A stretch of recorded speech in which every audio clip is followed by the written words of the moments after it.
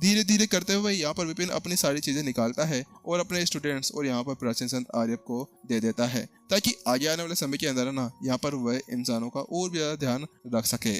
हालांकि जो भयानक अभी भी यहाँ पर उसकी बुक के अंदर पड़ा हुआ था, इसी वजह से ज्यादा मुश्किल नहीं होती उसको आगे ले जाने में। और इसके अलावा वो यहाँ पर बिल्कुल भी ये तो उठा ही नहीं सकता था ना कि वह भयानक को यहाँ पर छोड़ के चला जाए। क्या पता उसको पीछे से जाने के बाद में भयानक यहाँ पर फिर से कोई भयानक सा काम करने शुरू कर दे और इंसानों की जान लेना शुरू कर दे। इसी वजह से सबसे ज्यादा अच्छा ये होगा कि वो उसको साथ में ले जाए। और डोंगसेसी लोकी तो यहाँ पर पहले से उसके मेरिडियंस के अंदर बैठी हुई है, इसी वजह से उसको ले जाने में ज्यादा मुश्किल काम नहीं होने वाला। और रही क्लोन की बात, तो क्लोन पहले से यहाँ पर उसकी आत्मा के साथ में जुड़ा हुआ था, तो इसकी वजह से यहाँ पर जो उसका शरीर और जो उसका आत्मा थी वह पहले से यहाँ पर उस कोडेक्स के अंदर जाकर रह सकती थी। हाँ, वहाँ पर वह उस कोडेक्स के अंदर आराम से रह सकती थी। इसी वजह से आराम से यहाँ पर वो क्लोन को दूसरे वर्ल्ड के अंदर ले जा सकता था।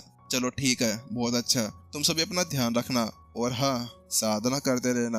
तुम्हें यहाँ पर बिल्कुल भी कुछ भी गलत काम नहीं करना है, ठीक है? चलो टाटा बाय बाय। इसके साथ में विपिन अब फिर से उसी जगह पर पहुंच जाता है। उस फॉर्मेशन के पास में पहुंचने के बाद में विपिन बीच में खड़ा होता है और बस अपनी एक अंगुली के साथ में ऊपर की तरफ बीम छोड़ता है। जैसे वैसा करता है कि आसमान के अंदर एक दरार फट जाती है। चलो ठीक है बच्चों, अपना ध्यान रखना। इतना कहने के साथ में ही अगले पल विपिन ऐसे गायब होता है जैसे कि सुपरमैन सीधा अब ऊपर की तरफ जा रहा हो। जल्दी वहां पर अब उसके अंदर घुस जाता है, लेकिन जैसे वो दरार के अंदर घुसता है तो उसके साथ में ही यहाँ पर उसकी बॉडी के ऊपर जोरदार खिंचाव होना महसूस हो जाता है। अब कुछ ऐसी कि विपिन इस वक्त है ना डायमेंशंस के अंदर से गुजर रहा था और यहाँ पर जो रास्ते की दूरी थी वो बहुत ज्यादा पहले से दूर हो चुकी थी।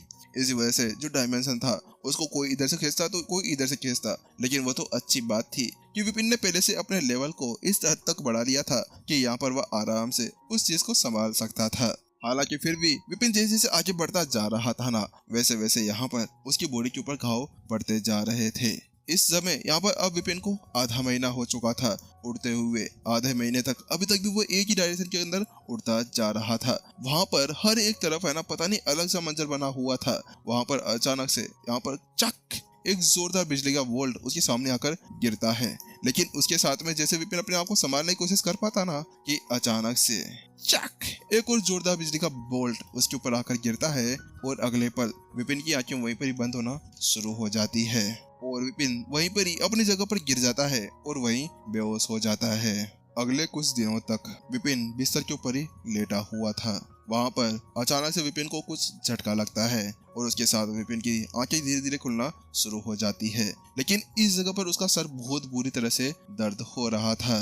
हालांकि सबसे पहले जो उसको नजर आया वह ये था कि वह एक रूम के अंदर लेटा हुआ था जो यहाँ पर देखने से कुछ नॉर्मल सा लग रहा था।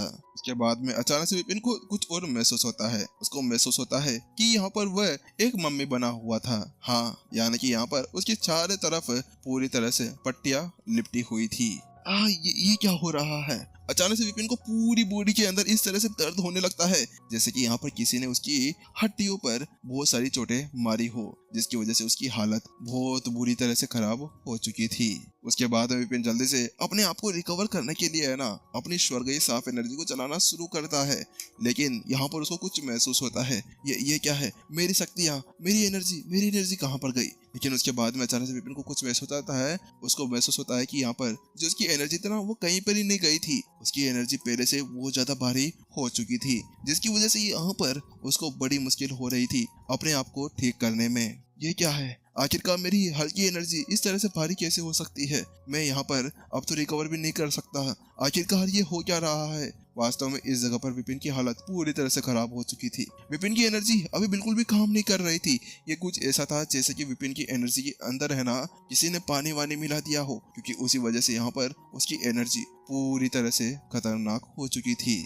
अब जल्द ही यहाँ पर विपिन उन सभी बातों को याद करने की कोशिश करने लगता है जो उसके साथ में हुआ था। मैं सबसे पहले यहाँ पर उस गेट के अंदर घुसा था, उसके बाद में मैं 1.5 महीने तक एक ही तरफ बढ़ता हुआ जा रहा था। हालांकि आगे बढ़ते हुए यहाँ पर मेरे को दबाव तो महसूस हो रहा था, लेकिन अचानक से वो बिजली क्या थी? वो बिजली मेरे ऊपर अचानक से पड़ी थी और उसके बाद में मैं यहाँ पर पहुंच गया और यहाँ पर मेरी आंखें खुली थी। ये जगह कौन सी है, मैं कौन सी जगह पर हूँ। विपिन जल्दी से अपनी आध्यात्मिक एनर्जी को शुरू करने की कोशिश करने लगता है, लेकिन जैसे यहाँ पर वो अपनी आध्यात्मिक एनर्जी को शुरू करता है ना, तो उसके साथ में उसको दबाव महसूस होने लगता है। ये क्या, मेरी आध्यात्मिक एनर्जी यहाँ पर काम नहीं कर रही, क्योंकि जब यहाँ पर अपनी आध्यात्मिक एनर्जी का विपिन यूज करता था ना, तो वो आध्यात्मिक एनर्जी कई किलोमीटर तक आराम से जा सकती थी। हालांकि अभी ऐसा लग रहा था जैसे कि यहाँ पर उसकी आध्यात्मिक एनर्जी के अंदर थोड़ी सी भी शक्ति ना बची हो। ये क्या हो रहा है, आखिरकार यहाँ पे ये चल क्या रहा है, मैं अपनी आध्यात्मिक एनर्जी का यूज क्यों नहीं कर पा रहा। विपिन को कुछ महसूस होता है, मुझे लगता है कि मैं तो अब यहाँ पर उड़ भी नहीं सकता।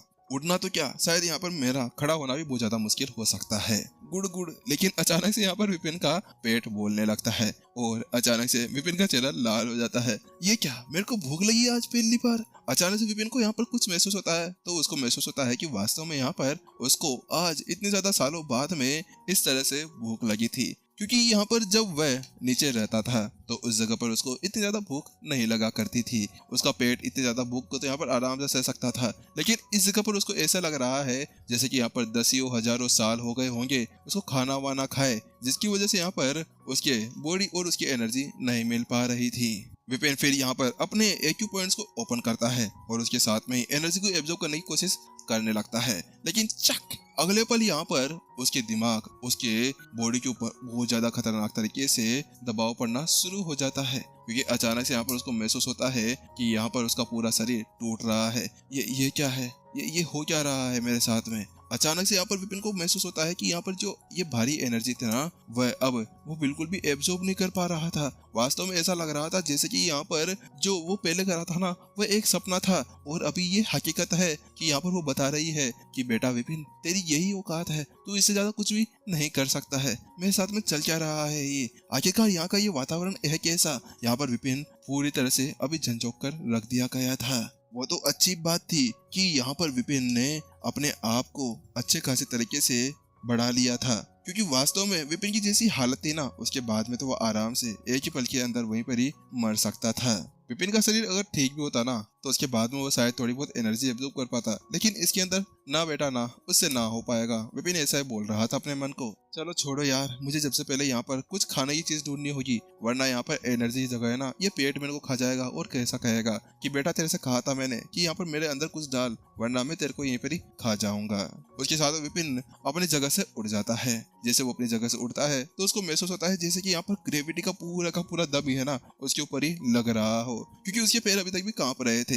लेकिन थोड़ी सी ताकत लगाते हुए वो जल्दी उस दरवाजे के पास पहुंचता है और उसको खोलता है।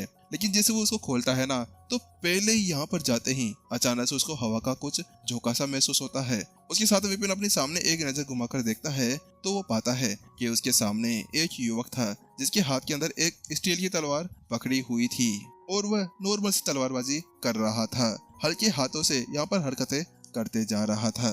हालांकि देखने से ऐसा लग रहा था जैसे कि उसका जो एक पैर है ना, वो लकड़ी वकड़ी का बना हो। अब ये नहीं पता कि आखिरकार उसका पैर हमेशा से ऐसा था या फिर कोई दुर्घटना उसके साथ में हुई थी। उसके साथ विपिन देखता है तो वो पाता है कि उसकी जो नींव थी ना, वो तो बहुत ज्यादा स्ट्रॉन्ग थी। हालांकि जो उसकी वो तलवारबाजी जो वो भी कर रहा था ना, वो बिल्कुल नॉर्मल से तलवारबाजी थी। अरे नॉर्मल भी न कहो तो ये सही होएगा, अगर यहाँ पर किसी मास्टर टीचर को यहाँ पर ले आया जाए, वो भी 3 स्टार मास्टर टीचर को, और उसको यहाँ पर एक तलवारबाजी करने के लिए कहा जाए, तो उसके साथ में भी यहाँ पर वो उसको आराम से डिफीट कर सकता था। हालांकि फिर भी यहाँ पर इसकी जो तलवारबाजी थी वो बिल्कुल बच्चों की तरह से थी, तो यहाँ पर विपिन बिल्कुल भी स्वीकार नहीं कर सकता था। हाँ, आखिरकार इसकी तलवारबाजी इतनी ज्यादा बेकार कैसे है। विपिन ने एक आह भरी, लेकिन जैसे उसने आह भरी ना, उसके साथ में ओ तो तुम उठ गए हो आखिरकार। वहीं उस लड़की की निगाहें भी यहाँ पर जल्दी से विपिन के ऊपर पड़ती है। वो युवा लड़का था। उसके साथ विपिन उसकी तरफ देखता है तो वो पाता है कि हाँ, वास्तव में वो छोटा सा था, ज्यादा बड़ी उसकी हाइट वाइट नहीं थी।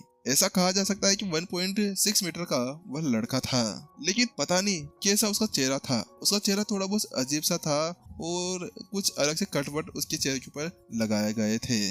तो विपिन कहता है तुम्हारा थैंक यू भाई कि तुमने यहाँ पर मेरे को बचा लिया है। तो वहीं दूसरी तरफ वो कहता है अरे अरे वो तो बात कुछ ऐसी है कि तुम मेरे को एक जगह पर पड़े हुए मिल गए थे, तो मैंने सोचा कि यहाँ पर मैं तुम्हारी मदद ही क्यों ना कर दूं। लेकिन उसकी बात सुनने के बाद में विपिन को झटका लगता है। अरे भाई, इसको तो कुछ बातें करनी भी नहीं आती है, ये तो मेरे से बड़ा हरामी निकला। आते आते मेरे को दिल के ऊपर एक जोरदार जख्म दे दिया। लेकिन जहाँ पर विपिन उससे बात कर ही रहा था कि अचानक से थर्ड यंग मास्टर आवाज सुनाई देती है और उसके बाद में ही यहाँ पर एक बुजुर्ग उस तरफ चलता हुआ आने लगता है। और लेकिन यहाँ पर उसको आते हुए देखकर विपिन उसकी तरफ देखता है तो वही बुजुर्ग कहता है, ओह अच्छा, आप आखिरकार उठ ही गए हैं। वहाँ पर वो बुजुर्ग विपिन की तरफ देख रहा था। वहीं विपिन उसको देखता है तो वो पाता है कि एक बुजुर्ग उसकी तरफ आ रहा था, जो यहाँ पर है ना कटे फूटे वस्त्रों के अंदर था। ऐसा लग रहा था कि यहाँ पर उसको किसी ने कपड़े पहनने के लिए दिए ही नहीं हो। उसके त्वचा से बहुत ज्यादा खून निकल रहा था, गालों पर चोट लगी हुई थी, मुंह से भी बहुत ज्यादा खून निकल रहा था। ऐसा लग रहा था किसी ने अभी अभी उसकी बहुत अच्छे से बेतहासा पिटाई की हो। एल्डर वेदांत, आप यहाँ पर, और ये आपको क्या हो गया? जैसे यहाँ पर वह युवा लड़के ने उसको देखा तो उसके साथ वो बहुत ज्यादा ही परेशान हो चुका था और उसके पास में चला जाता है। तो वहीं दूसरी तरफ यहाँ पर जो बुजुर्ग जिसका नाम पर यहाँ पर एल्डर वेदांत था, वो कहता है, नहीं नहीं, मेरे को कुछ भी नहीं हुआ। लेकिन उसके साथ में यहाँ पर जो वह युवा लड़का था वो उसकी तरफ ऐसे देख रहा था जैसे कि यहाँ पर उसको पता है कि वास्तव में उसके साथ में कुछ ना कुछ गड़बड़ थी। तो वहीं ये देखते हुए कि यहाँ पर अभी युवा मास्टर से कुछ भी कह नहीं जा सकता था, तो वह कहता है, बात कुछ ऐसी है यंग मास्टर कि यहाँ पर जो मिस्ट्रेस आयशा है ना, वो यहाँ पर आई हुई है। क्या आयशा? क्या आयशा यहाँ पर आई हुई है? जैसे यहाँ पर वह शब्द सुनता है तो उसके साथ में ही वह लड़का बहुत ज्यादा उत्सुक हो जाता है। लेकिन वहीं दूसरी तरफ जैसे यहाँ पर सामने वाला बुजुर्ग उसको देखता है कि वो किस तरह से खुश था, तो उसके साथ में बुजुर्ग का चेहरा थोड़ा सा मायूस हो जाता है। तो वही उस चेहरे के देखने के बाद में यहाँ पर वो लड़का कहता है, क्या हुआ एल्डर वेदांत, आखिरकार आप इतने ज्यादा निराश क्यों लग रहे हैं? क्या आपको ये सारी चोटें लगने का कारण वही है, या फिर या ऐसा है कि यहाँ पर जो वह सोर्ड पवेलियन है उनमें से कोई भी यहाँ पर जो छोटे शिष्य हैं उनको वो स्वीकार करने के लिए यहाँ पर नहीं आ रहे? तो वहीं दूसरी तरफ यहाँ पर उसकी बात सुनने के साथ में ही जो यहाँ पर बुजुर्ग वेदांत थे वह यहाँ पर थोड़ी देर के लिए चुप रहते हैं और वह कहते हैं, हाँ वो बात कुछ ऐसी है कि यहाँ पर जो मिस्ट्रेस आयशा है उन्होंने यहाँ पर अपने कनेक्शन का यूज करते हुए उन्होंने अपने लिए एक स्लॉट को वहाँ पर जारी कर लिया है। कि जैसे यहाँ पर वेदांत वो बात करता है तो उसके साथ में उस लड़के का चेहरा यहाँ पर खिल उठता है। क्या क्या वास्तव में आयशा वहाँ पर सिलेक्शन हो चुका है? ये तो बहुत ज्यादा अच्छी बात है, तुमने तो ये बहुत ज्यादा अच्छी खबर दे दी। लेकिन उसके साथ में यहाँ पर जैसे वो अपने पैरों को देखता है तो यहाँ पर वो बहुत ज्यादा निराश हो जाता है। लेकिन मुझे लगता है कि यहाँ पर मैं उसके साथ में नहीं जा पाऊंगा। मुझे ऐसा लगता है कि मैं उस जगह पर जाने का बिल्कुल भी लायक नहीं हूँ। यहाँ पर वो लड़का बहुत ज्यादा दुखी लग रहा था। वास्तव में मेरी जो तलवारबाजी है वो बिल्कुल भी अच्छी नहीं है। क्या वो यहाँ पर अभी मेरे को अलविदा कहने के लिए आई है? तो वही दूसरी तरफ यहाँ पर जो एल्डर वेदांत थे उसकी वो बात सुनने के साथ में ही है ना वह चुप हो जाते हैं। तो वही उसको चुप होते हुए देखकर यहाँ पर वो लड़का थोड़ा सा परेशान होता हुआ कहता है, क्या क्या हुआ आखिरकार एल्डर वेदांत, आप क्या कहना चाह रहे हैं? तो वहीं दूसरी तरफ यहाँ पर एल्डर वेदांत कहते हैं, वो बात कुछ ऐसी यंग मास्टर कि मैं आपको एक चीज बताना चाह रहा हूँ कि यहाँ पर जो मिस्ट्रेस आयशा है ना वह यहाँ पर अभी आपके साथ में अपनी मैरिज को तोड़ने के लिए आई है। यानी कि आपने जो उनके साथ में सगाई की है वो उससे अभी यहाँ पर तोड़ देना चाहती है। क्या क्या क्या कह रहे हैं आप? जैसे यहाँ पर वो शब्द उस लड़के के कानों के अंदर पड़ते हैं तो उसके साथ में उस लड़के की आंखें खुली की खुली रह जाती है। आप मेरे साथ मजाक कर रहे हैं ना? आप ये बोलिए कि आप वास्तव में मेरे साथ में मजाक कर रहे हैं। लड़का पूरी तरह से लड़खड़ा गया था। क्या क्या वो वास्तव में मेरे साथ में ऐसा कुछ करना चाहती है? क्या फिर यहाँ पर केवल वो इसीलिए मेरे साथ में ऐसा कर रही है कि वह सोर्ड पवेलियन की एक छोटी सी स्टूडेंट बन गई है? क्या वास्तव में इसी वजह से यहाँ पर वो मेरे से दूर जाना चाहती है? वहीं दूसरी तरफ जहाँ पर वो दोनों इसी तरह से बातें कर रहे थे तो वह विपिन भी अपना शरीर लाए बिना नहीं रह सका। जैसा कि यहाँ पर सोचा गया था। वास्तव में दुनिया ऐसी ही है। आखिरकार यहाँ पर प्यार बड़ी मुश्किल से मिला करता है। अगर यहाँ पर कोई अच्छी चीज मिल जाए ना तो उसके लिए पूरी चीज को यहाँ पर छोड़ दिया जाता है। और हाँ, वैसे ये रिलेट भी है। आखिरकार यहाँ पर कोई नॉर्मल चीज ऐसे नहीं मिल जाया करती है।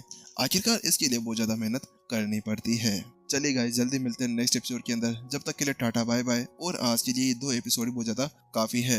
विपिन अब यहाँ पर अजोर के अंदर पहुंच चुका है, जिसको हम लोग अपर वर्ल्ड भी कहते हैं, लेकिन हम लोग यहाँ पर इसको अजोर ही कहा करेंगे क्योंकि अपर वर्ल्ड कहेंगे ना बार बार तो इसके साथ में यहाँ पर अजोर, और क्या पता इसके बाद में कौन कौन से नाम इसके अंदर आ सकते हैं। तो इसी वजह से चलो गाइस, कोई बात नहीं, चलिए नेक्स्ट एपिसोड के अंदर मिलते हैं।